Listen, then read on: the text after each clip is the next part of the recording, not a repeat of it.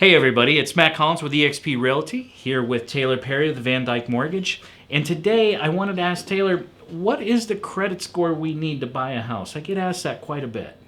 So, the minimum score you have to have is a 580.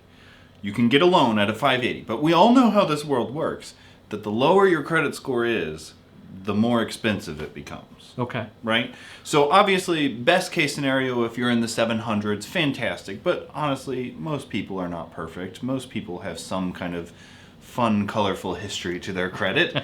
So realistically, the average is kind of in that high 600s range. So the minimum, again, is 580, but we always encourage you, try and build on your credit. Maybe there's things that we can even have a conversation with you about to try and help boost your credit score before you buy that house. But if you're in a situation of, oh my God, I have to move, we have to get out of here now because my lease is ending, 580 is your minimum. Now, does the credit score change at all after you found the perfect house? So for example, if 580 is the minimum and we have found that home because I have to go, landlord's selling the home, or I just don't like my neighbors, whatever the case, and I'm a 580 when we first talk, will I be rescored again before we go to closing? Or if there's something easy that we know will fall off, or my credit score will drastically change, can you take advantage of that? That's a good question. Yes, you can. Okay. So if we are, let's say, again, at a 580, and we know that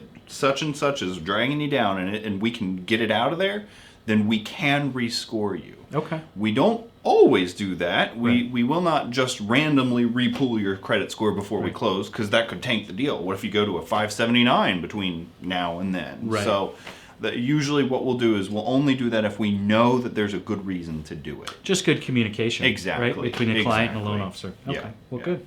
Well, everybody, I hope you found this helpful. If you did, please don't forget to like and subscribe. And until next time.